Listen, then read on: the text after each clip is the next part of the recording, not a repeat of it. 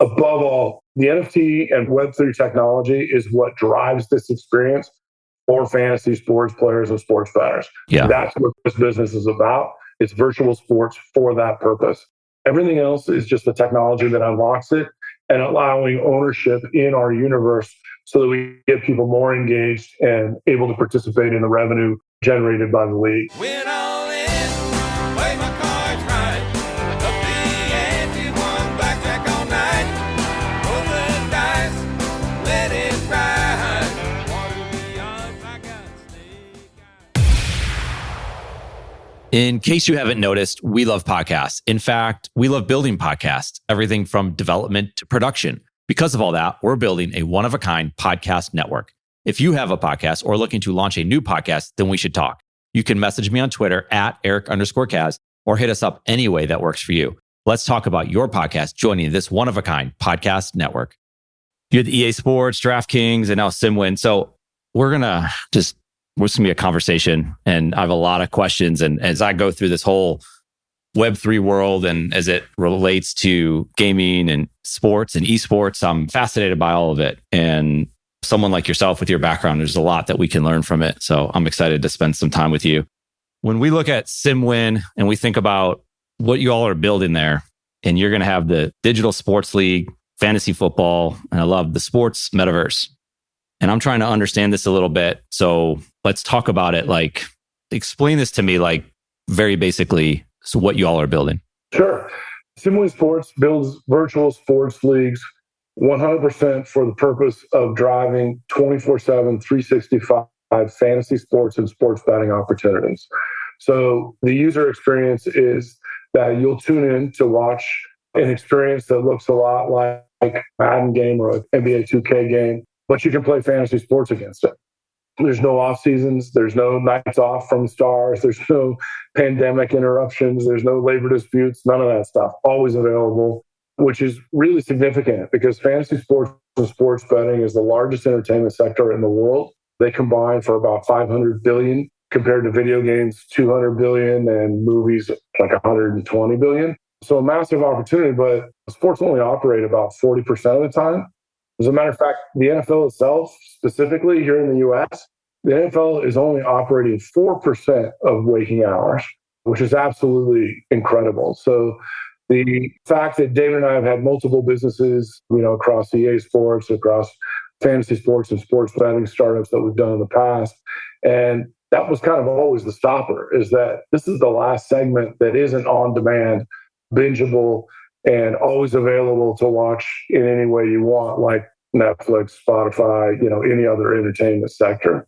Yeah. When you think of, and you talk about fantasy sports, I've been involved in fantasy sports and just sports in general for a long time. And I've noticed for the last, I'd say many years, that fantasy sports has gotten stale in some ways, right? It's been the same thing over and over. And now you bring in DraftKings and FanDuel as an aspect to say, well, okay, that changes some stuff a little bit. Like that, a lot more engagement. If things go, if you draft a player and they tear their ACL the first week, or you have some problem, right? You see people disengage. And then there's so much content out there that it's become like you're just regurgitating what someone else's rankings have become as far as fantasy sports is concerned. So like DraftKings changed the game a little bit, right? It upped it and said, oh, maybe this keep it interesting. And I'm not saying that's how most people felt, because obviously the influx of people into fantasy sports is just next level, right? It's funding so many things that's going on with that league and sports in general.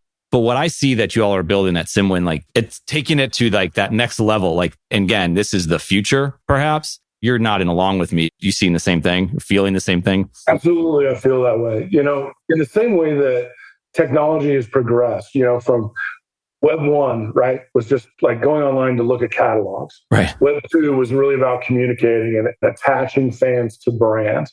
Web 3 is about ownership, and that's where SimWin Sports really, really lives. In the same way, fantasy sports have gone through a very similar transition. Traditional season-long fantasy is very much about social connections, right? Like I play in games that are $25 season-long contests, and I get way more benefit, way more excitement out of winning that $25 contest than a $5,000 contest against a bunch of people I don't know. Because it's about competition and camaraderie and shit talking throughout the season. DFS changed that. So DFS being available every single day, kudos to DraftKings and FanDuel and all the champions of that, available every single day, and much more about the financial transaction than the social interaction. It's a way to engage, especially before sports betting was legal in many territories in the States. It's a way to engage. It's a way to be involved and have an excuse to watch basically every game that's on. Any game that I'm going to sit down and watch, I can get a little bit of action on and be that much more interested in it. Yeah. With us, not only do we extend that capability, we are not competitors with FanDuel and DraftKings. We augment their experience because we make that experience available 24/7, 365. So one of the biggest challenges as the former CMO at DraftKings, one of our biggest challenges is when Super Bowl ends, where do we move them? Can we move them into golf? Can we move them into basketball? Baseball's right around the corner. You want to keep that player engaged throughout the year. But inherently, when you get to know these players individually, they all have a single sport because most of them, the vast majority of like the big players are not necessarily huge sports fans. They're statisticians. And so all their algorithms and all their acquired knowledge over the years typically is involved or is anchored to a single sport. So how do I move them into multiple sports? With SimWin, because we are always on 24 hours a day, they can stay in their primary sport as long as they want. And then you bring in the NFT side of things and the Web3 side of things, and you can actually own pieces of this metaverse beyond just your DFS and sportsbook play, which is a whole nother interesting wrinkle that will appeal to a completely different audience. Oh, yeah. And I want to touch on a lot of this. And you bring up community. It's funny when you talked about that story about that you had more fun in the $25 league. There's a fantasy hockey league that friends I grew up with playing. We don't pay any money towards that. And that's the best league that we have that I'm a part of. It's that because there's a community aspect to that. And that's hard to replace. And that's where Web3 so much is built around communities. Like you all have a Discord group, right? And so you go in there and you see those communities, you see the support that people give to one another, the excitement when Magic Johnson's announced that he's going to be an owner in SimWin, right? In a franchise. And that community is such a big aspect of it. Because when you lose that, it's like in a traditional fantasy football league, like people are afraid to make trades, let's say, because they don't want to be wrong or they don't want to be made fun of. And it just kind of loses some of that every week type of element that makes it fun. So I'm with you on all of that on the community side of it. And I'm going to bounce around here because you brought up NFTs. And I want to bring it back to the players because, with the NFL, I'm originally from Buffalo, New York, right? So you could say, okay, Josh Allen, Stephon Diggs, Gabriel Davis, right? These players, you can follow them, you can see them, you hear stories about them, you read about them, you study their whatever. You can go back to when they were in college and there's like this backstory and this is a real person that you could see. And tell me, who are the players? Because when we get in the metaverse, things change a little bit. And that's something people have to get used to, no different than if you play, obviously EA Sports, if you play Madden. Well, if you play Madden with Josh Allen, well, that's Josh Allen. And you can kind of like mimic who Josh Allen is on the game versus some player that is not a real player, but that's changed too. So I think you see where I'm going with that. Who are the players that are going to be on these franchises? Sure. SimWin's Metaverse is full of all original content. So the teams do not exist in the real world. The players do not exist in the real world. However, all those stats, and just to give a little bit of background, I worked in video games and real money gaming for 30 years. I was the head of marketing at EA Sports for a long time. I worked there for 13 years. The founder, David Ortiz, was the head of Madden development for a half a decade. We have been building video games, both of us, for 30 years. So we understand dynamic player progression. We understand how to build these leagues in the most competitive and interesting way. So understanding that background is there. So the players in our leagues are original players. They have not walked the earth. They're not modeled after others, except for the rare cases of our celebrity owners, which we can talk about in a minute. But these players are spread out. And when you purchase rights to an NFT player, we call the purchaser a player agent. So when an agent purchases the rights to a single player, they have the ability to train them in the off season. Anytime they're not on an active team roster, they have the ability to train those players up. Once that player is drafted, by the way, as soon as the player is drafted, that agent starts receiving a weekly salary for every week that they're on that roster. So they are earning money without having to sell their original NFT asset, which is an awesome mechanic. So they can train those players up. The way they purchase them, they purchase a pack, just like traditional sports cards, and you don't know what you're going to get. So you open it up and you get a player, you get some training cards and things that allow you to train your player. But all of those have different rarity schemes to them. So if it's a common player, then I'm going to need to build them up. But it might be the equivalent of like a Tom Brady that's going to step in right at the top of the league. Still have the ability to train that player. And the teams then draft them onto the teams. The player agent starts earning from that. And then the team takes over the training aspect to decide who's going to get the most focus, the most benefit from their training hours. Wow. Player agent, that's someone like myself. They can get in there and buy this, right? Correct. You buy a pack, you immediately become a player agent, and you can earn real world cash through our crypto system that you can cash out at any time without having to sell the rights to your player. Where is this on OpenSea? Is this on your own marketplace? We will have our own marketplace. We have not named our partnerships as far as the crypto and NFT components are, but we're having lots of discussions. Okay. And how much would a pack cost? I mean, obviously that's going to change, right? I mean, based on the value and how it does and all that. But do you have to get started? And I think you can tell me, you had a drop, I think maybe in June, perhaps, or we're looking at that. Where does all that stand and how much would something like that cost? So we have not done a drop yet. We have not announced our pricing, but we're not talking Bored Apes type stuff, right? We want people involved. So it'll be several $100s, but not a tremendous amount. Got it. We could look at sports and you would have insight into this because there's Madden tournaments going on, right? And my point in this is we can watch a game and say that Rams Saints game, what happened? How does the ref miss that call? That was bad. And the other team probably should have won the game, but refs are a part of the game and all that happens. And so we've heard of stories of manipulation happening in professional sports and perhaps gaming. And then you get into the metaverse. Is it just people in general? There's this trust factor that you have to have. And as soon as you burn people enough times, you're out. And, how do you see it from that standpoint to say, well, there could be someone behind it that's manipulating the outcomes and all of a sudden everyone else is going to win. And, you heard these stories that were happening with DraftKings and FanDuel, I think, as well. So speak on that. Yeah, because we are a real money gaming company, we are very, very sensitive, obviously, to influence from the outside. So just to understand, the players are not controlled. There is no on the sticks experience for these players. The human input from the team side comes from our celebrity coaches. We haven't really talked about that yet. So our celebrity team owners and coaches include Magic Johnson, Tracy McGrady, Penny Hardaway, LaMelo Ball, just Hall of Fame level guys across all sports, Mike Singletary, Marshall Faulk, Jerry Rice, Nick Carter from the Backstreet Boys. It's really high-end level of people involved on the ownership side. So what this becomes is it's a coaching simulator in the background. So those people are either hiring coaches or coaching themselves to play against each other. And then the AI players go and execute against that play calling and those strategies there. So we are very much insulated, even more so than real world sports, to any kind of collusion or somebody trying to throw the game, because there isn't human input on that level. Our system does not allow coaches to try to tank a game, basically.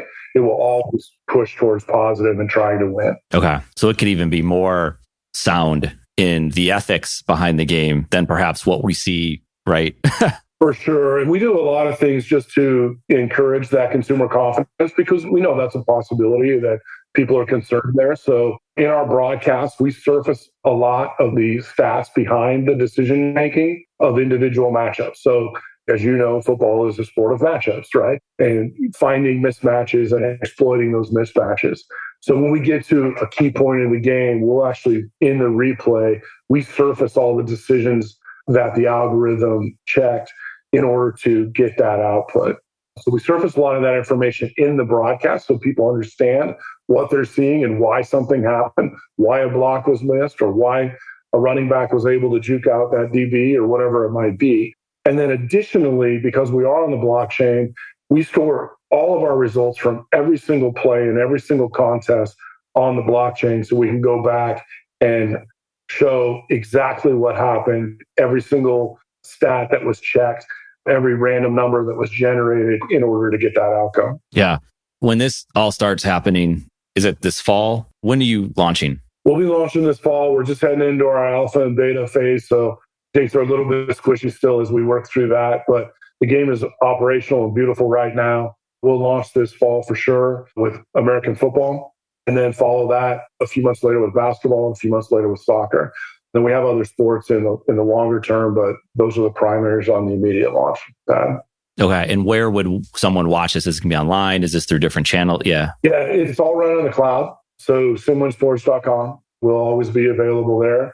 And then we do have a non-exclusive partnership with a group called SimulTV, which will stream to 70 million homes, primarily on the Roku network as well as other places. And then we're always looking at other partnerships in both traditional broadcast and streaming. Okay. And I've seen a lot of media come out, right? You have the PR behind it and you have the Discord. Are those the places in your social media, of course? Is Discord a place like if someone's interested in this, they should absolutely join the Discord to stay up to date? Or For sure. Yeah, at SimWin Sports. Discord is where you're going to get the most information. Okay. Not also always the most digestible, yeah, as the nature of Discord is. Right. But right. Twitter is a great source and our website as well. Okay. So these NFTs, so we buy a pack, we have these players, and are these eventually, and I guess maybe this gets more into the metaverse as a whole, what does that mean? Are there going to be multiple metaverses? Because ultimately it should be like one metaverse, right? It's not like Facebook has their metaverse and you have yours, and maybe you have a different take on all that. But at some point, do you envision that these players are going to travel with you to other games? Like if you want to, and I don't know how it would work, right? That's not my job to figure out, but to try to understand it. Like I'm going to play Fortnite, or maybe there's certain aspects of this player that I can take with me to the Fortnite game. How are you all thinking about that? I mean, as a digital entity, it's technically possible to go anywhere through partnerships. If we were to partner with somebody like Epic, it's not a priority for us right now. It's really just about establishing this league and the ability, because above all, the NFT and Web3 technology is what drives this experience for fantasy sports players and sports bettors. Yeah. That's what this business is about. It's virtual sports for that purpose. Everything else is just the technology that unlocks it and allowing ownership in our universe so that we get people more engaged and able to participate in the revenue generated by the league. So it's, we're attempting something that's never been done before, and it's a new concept. This is not a VR like walk around in the metaverse and, go to a house and those kinds of things. That's not what we're doing. We are a metaverse because we mimic real world sports and real world sports leagues from a structural financial model in which teams make money, players make money, all those things. So when you look at a league like, the NFL or the NBA, it's interesting because it's a partnership for so many groups, right? The owners got to eat, the league's got to eat, the advertisers in there, the players got to eat, the stadium owners, the concessions people, like all these people go into the same place and they all get their own cut of the revenue that's generated there. With SimWin, we are one place. We own it all. We bring in partners to form new revenue streams through advertising and sponsorship and team sales, all those other things. But it's all under one roof and it's all in a single ecosystem. And that is what a metaverse is in my book. Yeah, I got you. When you first heard, we'll say NFTs, were you like all in? I mean, you have an interesting background in gaming and esports and all that. So I would think like you'd be at the forefront of thinking it, but you're also not a millennial. What was, because there's been both sides. Like I hear people saying, well, that's everything. Stop what you're doing and just do that. And there's other people like, that's the stupidest idea I've ever heard of. I'm more in the line of like, let's have conversations and talk and learn about it because I'm fascinated. Obviously, I wouldn't be talking to you if I wasn't. But when you first heard it, or what do you think about when I talk about that? Listen, the concept of NFTs and the mechanics, the underlying mechanics are nothing new to video games. We've been doing this for 30 years, right? There's always rarity in skins and weapons and like whatever it might be. What Web3 and NFTs allow for us is true ownership of those. So in traditional video games, I may own this really rare thing, but I can't transfer it. I just get to brag about it really, and really only when I'm in that world. With NFTs, it allows me to transfer that asset, sell that asset, profit from that asset, which changes the dynamic dramatically. Because I have no doubt that we will have entities out there that are buying up a whole bunch of players, training them, and becoming known for the place to go to purchase already established SimWin Sports players. And I have no doubt there's going to be a guy out there that's going to be like, I'm going to build this massive training facility in the SimWin world specifically for the purpose of producing offensive linemen.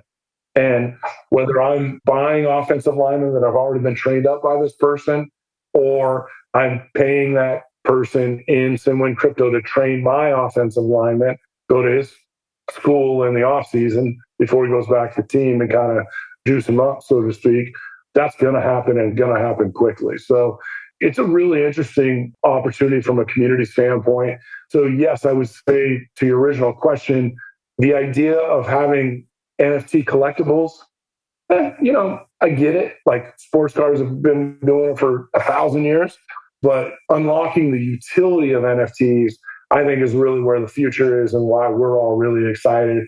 I think SimWin does that better, frankly, than anything I've seen. When we talk about a sports game, a Metaverse Web3 sports game, other people are trying it and it's like, all right, well, you can go buy this little pop figure looking figure and it shoots a free throw and they call it a basketball game. Like we're like NBA 2K with all the bells and whistles, but in this play to earn mechanic. Yeah, I see that because I've seen some of these, like there's some punks in relation to hockey, right? And they're out there and they're doing that sort of thing and you can own that and they go and there's a community behind it. Like even there, like on its basic level, like there's a community and people support it and people get excited about it. But like what you're saying, to take it to that next level. And, it's fascinating to see the types of people that are getting involved with this, because this is like former players, people like yourself that have had a long career. There's a lot of people that are your contemporaries that would say, I'm past that point. Like I'm not even going to scratch the surface of the metaverse and NFTs. And like, that's just weird. And I wouldn't do that. But I think like you're saying, there's this whole utility behind it that it's just missed. And, I think some of it is to do with some people are just over the top, happy go lucky about everything about it's perfect, when there's a lot to learn in all of this. But fantasy football was that too. I mean, it used to be done over paper and through the mail and it was confusing. And people were like, why would you play that? Now it's like, you go to a random event or party, they're talking about who's on their fantasy football team and they don't really like football that much, right? But they're engaged in the sport now as a result of it. So it's no different to say, well, I would never have an iPhone, right? Why would I do that? You can't even hit buttons on it. That's silly. And now it's like, well, everyone has that. Yeah. I liken the transition from Web 2 to Web 3 gaming, I liken it to other video game transitions that we've seen many of. For instance, when mobile gaming started becoming prevalent, I was at EA Sports, charged with all the sports, but thinking of Madden specifically. And, the mandate comes down, like mobile gaming is going to be huge and it's coming fast. You have to have a Madden experience today. Okay, well, the handsets can't run 11 on 11 simulation football, which is what the Madden experience is. So how do we answer that? And we end up developing this kind of card game that sort of emulates football and has a lot of pretty football pictures and everything, but it's not really Madden football. And, you do that until the handsets can catch up, and now they're playing great 11 on 11 football. But that card game ended up becoming Ultimate Team. Yeah. So my parallel is when you go through a transition like this, you don't always know the end point, but you kind of play bumper bowling, bouncing off the bumpers as people have success in different genres. And you're like, oh, okay, that mechanic works well. How would that apply to sports? And you kind of, together as an industry, you refine and figure out what works until you do get to a pretty predictable design philosophy that you can apply to your sport. So we're in the, just like it was in mobile, we're in the very early phases of this. People don't understand the power of utility. And again, I think SimWin is probably the best example out there of deep utility driving NFT. We are not an NFT company. It just happens to be that technology allows us to do what we wanted to do. This company, we've been building this for 4 years, and it has been on a blockchain since its inception. The reason is because of the security of blockchain and the notation, the ability to notate every single play, as I described earlier. So from the beginning, we used this technology for its strengths, and it's really kind of showing up now as we come to market with a beautiful, super fun experience, but also has all that security that blockchain technology brings us. Yeah. And I want to hop into one big question I want to have, and I want to just touch back on the training aspect of it. So when you have this player and you start training them, and, I liken it to the days, like you look at what Alabama and Ohio State and Clemson are all doing right now, and you see their players going to their off-season training program and they come out looking like different, they're high school athletes, and now they're like, holy cow, this kid's just developed, right? That's that training. Is there an investment that the agent has to make when they're training that player, meaning they're spending crypto? So you can't buy your way to success in this metaverse. But when you buy a pack, it comes with a player, it comes with a gym, it comes with a trainer, and it comes with a couple training stations. So those all interact in a single ecosystem. So I might, like if my player is a quarterback, my training cards, my training stations might be like lineman specific. So that means I got to go on the marketplace and either trade or buy or whatever to get stuff that's going to help my player. So it really encourages all that community interaction of moving assets back and forth. Obviously, you can't just go in and super juice a single player. There are caps as to how much benefit a single player can get in any period of time.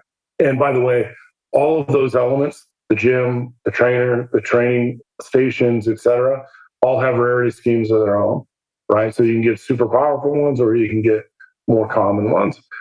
So again, that's all there to encourage this, allow you to interact with your player, number one, but also encourage the community building of trading and buying and all that good stuff. Yeah. Okay. So energy consumption, that was a big question I want to get into. That's such a big topic right now. And there's the storage, the security, the constant tweaking. There's so many aspects of mining that everyone's, some people are like, okay, I'm close to there, but I'm seeing the impact it has on the environment. And I think a lot of people make statements that are very headline based, not truly understanding what's going on. Like the car was invented and all of a sudden gas became a thing and gas became a big problem. So this is technology as I see it. Like it's always evolving. There are people working on it, but as you are building out what you're building out, clearly there's a lot of impact. So what do you think of that when we talk about energy consumption related to SimWin? Yeah, I'm probably not the best guy to answer that because I'm a marketing guy and not a tech guy. Yeah.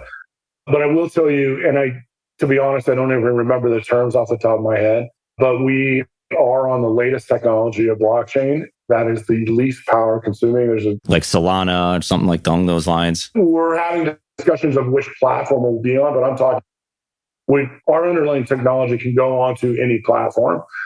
I apologize, I can't remember the terms, but there are a couple of different ways to code these there's a newer way that is much, much less energy dependent. And that's the way that we're taking from the beginning. We know that energy consumption and the environment is an important topic in this world, in the general Web3 space. And, we're doing everything to minimize our impact there. Yeah. The athletes that are coming on, you mentioned, I'm in Charlotte, North Carolina. You mentioned LaMelo Ball. Like that's one of the current players that you have. And, there's a lot of the players, Magic Johnson. I mean, these are athletes, Tracy McGrady, they have a brand. They're more than just the player, right? There's a lot more to all of these individuals. And, some of them, like you hear the stories, like they were always into gaming, an athlete that is, and not this specific player. What was it that drew it to them? And athletes get involved in a lot of different things from advertising, and they're investing in businesses. And just like any investor, like they're not always going to win. And sometimes they're going to win big. You hear stories of Kevin Durant and the different investments that he's made over the years, Steph Curry, LeBron James, all these guys. So you're bringing out A-list retired celebrities. You also have an A-list like LaMelo Ball, who's like one of the up and coming rising stars in the NBA. What is it that they're seeing that's getting them excited about it? Because there's also former athletes that get involved in all sorts of transactions. It's like, I don't know, like what are they doing? Maybe they're just trying to figure something out, but this seems to be very specific to the type of athlete you're after. But what's that relationship been like? And really more or less, what are they seeing that's like getting them to hop on board like a Urban Magic Johnson? Sure. It's obviously different for every player, but as you acknowledged, listen, LaMelo's the most exciting young player in the league. There's no question. But, guys like Magic Johnson paved the way for this new type of athlete that is becoming a billionaire while they're still playing. Like, that's the new form. Like, it's not an accident that, LeBron and Tiger and all these guys are crossing the billion mark now because they grew up marketing themselves. They own their own brand in ways that Magic really kind of started that whole thing of crossing the line from athlete to business person when they're playing. So these guys understand that they need to build their following through social media. They need to build their brand from day one, and they're coming in. Guys are coming into the league with hundreds of thousands of followers, millions of followers, even before they start. So, first of all, from a business aspect, different things bring them in. But these guys are business savvy and have business savvy people around them. They're always looking for financial opportunity. The fact that SimWin Sports sells teams and we operate so closely to the way that the NFL, the NBA, MLB, et cetera, operate, it's very easy for them to get their heads around, oh, okay, I can make money from advertising. I can make money from NFT sales. I can make money from national sponsors. I can make money by selling part of my team. They can get their heads around that very quickly because it's the world that they've always lived in. The other thing is you'd be hard pressed to find locker rooms that don't have video games in them. Always, no matter where you go. And, David and I, working in sports video games for 30 years, we know a lot of these guys. We've hired them many, many, many times for other projects, whether that's EA or, I was at Humongous Entertainment with backyard sports, backyard baseball, football, and soccer, and all those great classics. And so, I've been working with Jerry Rice for literally 27 years. Yeah, that's so awesome. It's pretty easy to say, with David and I's background, like, hey, this is what we're doing next. And we've got pretty good track record of success. And these guys are always looking for business opportunities. Yeah, that's the trust. And that's where I think when you see that, it's like, well, they're just not showing up because it's just some like, oh, I can throw some money at this idea. Like, yeah, they want to make something from it and increase their brand. But like, there's this trust. And that's so you can envision, like you talked about, like being at EA Sports and working with these players to say, this is something that they want to get involved in. And then you even take a current player that's out there. There's a lot to it because Web3 is bringing out like all sides of it. It's like the Wild West in a way. What do you trust? What do you not trust? And people are going to get screwed and other people are going to win big and there's going to be a lot in the middle. But that's no different than what you have in the day-to-day life. But it's just so new and fresh. It's like, what does this mean? And then you see that trust that's there that you built up over these years. And it's fascinating to see your progression being in gaming and then getting into fantasy and then making your way over to this. Like we talked about at the very beginning of how like this seems like this natural progression for yourself and just for the industry as a whole. So it's exciting for someone like myself who's becoming fascinated with it to say, where should we be paying attention? Like, what could we be doing to be, first of all, involved with this, to get in from being an agent, right? But also like from the, I don't know if necessarily the media side or just paying attention, right? Yeah. So a couple things in what you say. Yes, this is definitely kind of a culmination point of all my career experience for all the video game years in EA Sports and Humongous Entertainment, Wizards of the Coast, and moving on to DraftKings. And David, the same way. David started with Wayne Gretzky 3D hockey back when. Has been at every major, Sony Sports, EA Sports, Warner Brothers Studios, but he was also the president of IV Poker. So he has real money gaming experience that he's bringing on his own as well. So this is definitely a culmination of our career. And going back to the trust in Web3, it's really less about Web3. Yes, these players trust us because we've known them for a long time. But, the one thing I didn't mention previously is that competitive fire doesn't die. Like these guys want to win in business. They want to win in everything. And this is a sports competition. So when Jerry Rice is coaching against Marshall Faulk, you better believe like they want to win. Like this is for real. So I know that the trust thing that you were talking about is really from the consumer side. And I think us getting all these Hall of Fame athletes involved builds that trust as well. Right? Magic Johnson is not going to get involved in some fly-by-night scheme, right? This man is a long, long time, decades long, very experienced businessman, very smart dude. And we benefit from the credibility that they've already had because nobody cares who Tom Getty is or what my background is or David Ortiz, our founder. But they look at Magic, they look at Melo, they look at all these guys and they're like, okay, obviously this is legit. Right. It's that psychology. And you guys have like hit on that foundation of like the competitive spirit that they have to bring them into it and to say like, that's the underlying, and that's going to be the underlying thing with what we talked about before. Like, it doesn't matter how much money's on the line. Yeah, money increases the odds, the stakes are raised, but it's like, man, if you and I grew up together, we're friends and we're competing at just backyard basketball, like, yeah. Yeah, it's funny in my Twitter memories, just came up. So we used to have the Madden Pigskin Pro-Am, and we did it for 3 or 4 years, and it would kick off the Madden season, and it was a flag football game with all these Hall of Fame players and a bunch of actors and stuff too. Super fun event. But that game, every single year, we'd have the guys for like 3 days, and we'd play golf, we'd be hanging out, going to dinner, whatever. And then game day comes, and it starts out kind of slow, but by about the second quarter, these guys are after it in a flag football game. Like, they are on. And, they're all retired, obviously, or they wouldn't be able to play. That competitive fire comes out quickly, especially with these guys, because they all know each other. They played against each other. They've been around each other. Some of them have businesses together. They love the camaraderie, especially, every sport, but I'll just use the NFL alumni as an example. Like, there's a lot of camaraderie around these guys that played through the years, because it's such a different experience being a professional athlete than anything else in the world. So only they really understand the challenges and the peaks of what that life brings. So when they get back together, it's a lot of fun. But again, that competition comes out really quickly, and you're going to see it in SimWin sports. Yeah. And the talent matters too, because I was thinking about like all these different football leagues, and it could be, like I heard a fan controlled football or these arena leagues. And the ideas are, okay, that's cool because we want more football, right? This country's craving football at every second they can get their hands on it, which is obviously what you all are doing. And you're touching on that in a big way. But the problem I notice is the talent matters, right? That's why like the marquee college football, there's 100 something college football, and then you go down to different levels of it. It's like you want to see that matchup of the best players, because these players are going to be playing in the NFL. And once you kind of remove that, I notice fans who are like football, they kind of tune out.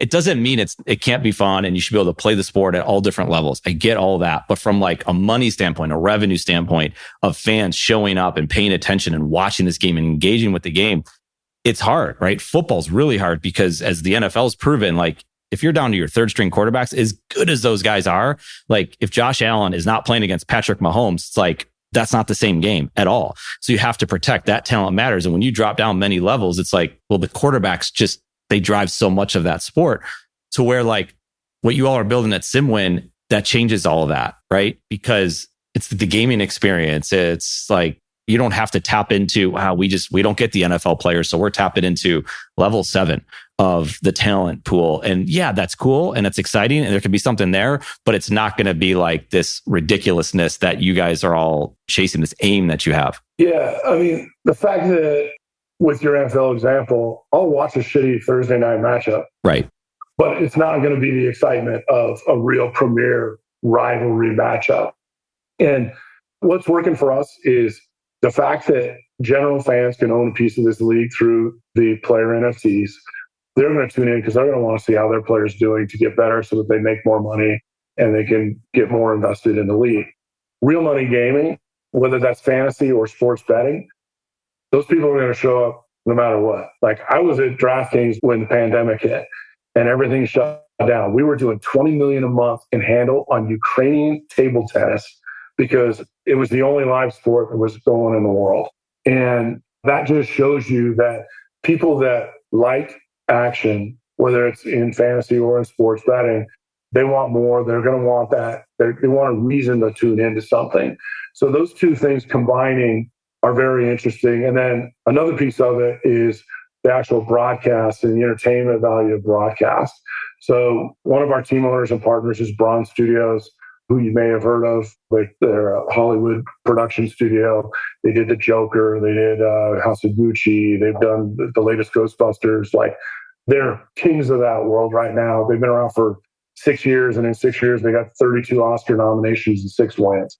So they are actually charged with our production of what our broadcast is actually going to look like.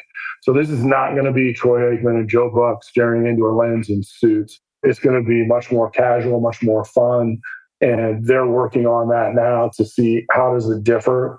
It'll be somewhere between traditional sports and esports. And then the fact that we have all these interesting owners pulling them into the broadcast, the fact that there's fantasy players pulling them into the broadcast, it's going to be a very different experience, and it needs to earn eyeballs in its own right. So the entertainment value, while assisted by ownership through players or putting money on the games through fantasy or sports betting, those are great reasons that people will tune in for sure and have historically.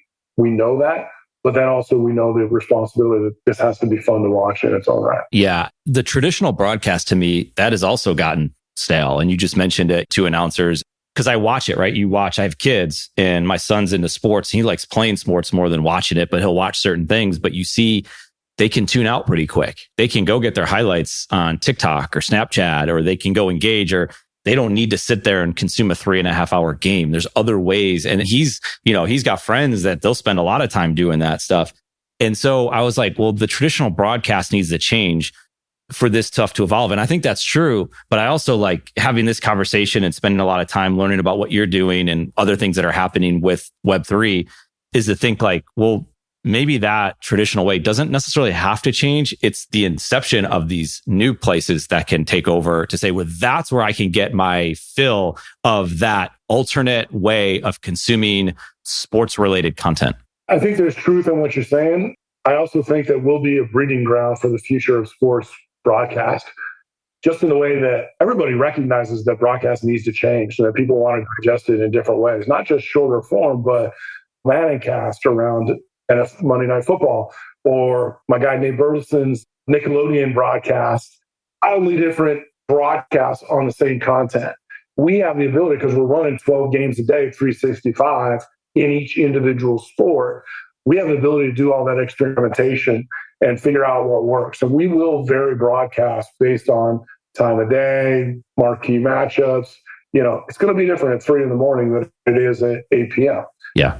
So just in the way that you tune into an NFL broadcast and it looks like a Madden opening now, with all the blurred out backgrounds and the way they're shifting cameras, like Madden invented that, and the NFL followed. And by the way, the guy that is mostly credited for that presentation, Mike Young, is part of our team and is managing the camera presentation and all that for SimWin Sports too. So I expect that we will be a breeding ground for the future of sports broadcast. I believe it. I saw something you had reposted on LinkedIn. It was some WNBA court and it was Xbox out and the whole thing. It's like, if you want to get my daughter to pay attention to a game, because it's like you tune in these games and they can tune out pretty fast. It's just not interesting. And again, I know this is not just about kids, but just as an example, because the kids they're the ones that are coming up and they're going to be the spenders and the buyers of all this type of content.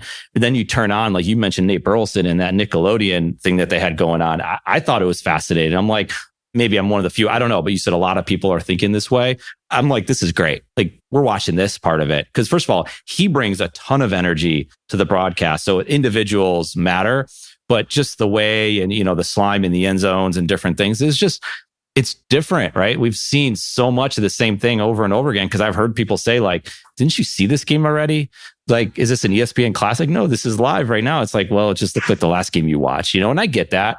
I mean, I think there's an element of sports that I always say sports brings people together. I mean, it can alienate, it cause friction, it cause fights, but overall, like, I think it brings people together. It brings communities together. And I think the more that we can do that to make it more fun, I'm here for that. So what you guys are talking about, what you're doing, but that energy in the broadcast, and I don't disagree. I mean, I'm there with you thinking that this will be a breeding ground to say, okay, what is SimWin doing and how can we apply some of those things to our game? For sure. We've seen it. We've done it in the past. Like, it's gonna. Yeah. I want to touch on real quick. So you were there, you were working on EA Sports, you were working on Madden, you were working on NCAA football. The NCAA football one was a big one, right? People were they loved that. And then, because that did bring in players that, were in high school and then you recruit them to your college and there's the dynasty mode, right? And that went away and NIL came and now apparently we're going to get it back. And I know you're not at EA Sports. I'm sure you have connections there. Were you there? I think you were, right? When that game went away. And what was that like at EA Sports? Because that was a big one for you all. Yeah, no, I mean, we love EA. We love NCAA football, and with our relationships with the people that manage the business side of NCAA were some of the best relationships I've ever had in sports. So obviously we were sad to see it go, but the legal ramifications were what they were. Like, we were not using player likenesses. We were using numbers and delivering what fans wanted in a digital player that performs somewhat like the teams that they like. But it didn't make sense. We're going to be fined and run through it. We just can't do it. And we said internally from the beginning, I can say this now because the game is already announced, as soon as something like NIL comes along and we're able to license players in, then we'll do that. Absolutely. Yeah. We just needed that pause. And, it's tough on everybody. And I think having NCAA next to Madden and having two different gameplay styles and all that kind of stuff is really good for video gaming and sports fans in general, because the games are played significantly differently. I'm glad to see it on the roadmap to come back. But yeah, those were tough decisions, but ones that, it was obvious. Yeah. Those were serious lawsuits, right? That was no joke. And there's not a whole lot that you all could do about making that happen. It's kind of like outside of your hands at that way. When you bring up NIL and we bring up college athletes, because we're talking about training players, are you looking into getting into that world at all and working with collegiate athletes? So we actually have a 50 school or, college or amateur league that runs underneath our ecosystem. So you can't tune in to see it. They're fictional colleges and universities for football, fictional amateur levels for future sports. But what those do is players enter that system as we create them, and then they sim their entire career so that they spit out and develop naturally in normal ways. So that it's not just, the Madden ratings are sitting back and saying, okay, this Charles Smith is going to be this and this and this. That person does that, but they do it, and then they send them off to college where the AI takes over and develops that player to understand if they're going to be great or common or whatever. So we have that system. We do not intend to license players from college or anywhere else. We just don't need it in our system. And frankly, video games, the career modes have shown us that nobody really cares anyway, because you play Madden or 2K after about 2 or 3 seasons, the stars are out of the league anyway, and made up players, filling in the ranks and becoming the next level of stars. So we know from years and years of career modes that people are willing to suspend that reality and buy into a system where they don't know names right off the top of their head. Yeah. And I think that you can have these simulations and you can do it in a way that it doesn't have to exactly match the world we see day to day. And I think that, that's why people love fiction or watch these movies. It's like, well, it isn't reality, right? It's not really happening. At the same time, it's this alternate universe. It's the metaverse. And to your point, in having the experience that you have to see that people were okay saying, well, this player is no longer in the league and it's this fictional character that's now taken over. And I think to the point about talent, like they can still perform at that level in time like the other players were. It's like, if we wash it out in the NBA, if the talent wasn't there, it wouldn't work. And they've had different gaps in their time. It's like, well, the talent's not there, so the games aren't as good. As long as the talent's there, the people are going to show up. Yeah, there's an important thing to note in what you say. I think all that's true. And certainly Twitch and esports have proven that people are willing to tune into a digital experience. The one important thing I'll say, though, is that from a real money gaming side, our statistics need to match up against their real world counterpart. So for instance, in football, we'll play an 82 game season because we're filling so much time. But the way we report our stats will be based on 17 game segments, trailing 17 games, so that you can compare it and say, oh my God, this back just ran for 2,700 yards in the last 17 games. That's significant. That's a good performance. So that all the algorithms and everything that you may have developed, your personal knowledge around the sport, on fantasy sports around the NFL or NCAA or whatever, will apply to our contest because of that data matching. Yeah, because you don't want them running for 2,700 yards in one game, right? And just throw everything off. Definitely that. Yeah. But I don't want anybody to have to sit down and figure out, like, okay, in an 82 game season, that means an 8,200 yard season. It's very good, not legendary, but very good. Like, I don't want to have to do all that. So that's why we'll do that trailing 17 game reporting. Yeah. Well, we talked about earlier, you mentioned Discord group. How do people connect with, and that's probably it, and SimWin Sports website, but where do they connect with you? Where do they learn about SimWin? SimWinSports.com, the Discord at SimWin Sports, and our Twitter at SimWin Sports as well are all great places to keep connected. And we look forward to pumping out. We got a lot more to share. There's a lot more that isn't announced yet. So we look forward to pushing that information out and getting people excited as we march towards our launch. Yeah, no, I'm excited about it. This is fascinating. I love this stuff. I could sit here and talk for hours and ask you more and more questions. We can catch up here for a couple of minutes after we hang up. But thank you, Tom. Thank you for your time. And we're excited, man. This is very cool. Thanks, Eric. Love to give you updates in the future as we keep pushing towards. In case you haven't noticed, we love podcasts. In fact, we love building podcasts, everything from development to production. Because of all that, we're building a one-of-a-kind podcast network. If you have a podcast or looking to launch a new podcast, then we should talk. You can message me on Twitter at Eric_Kaz or hit us up any way that works for you. Let's talk about your podcast joining this one-of-a-kind podcast network.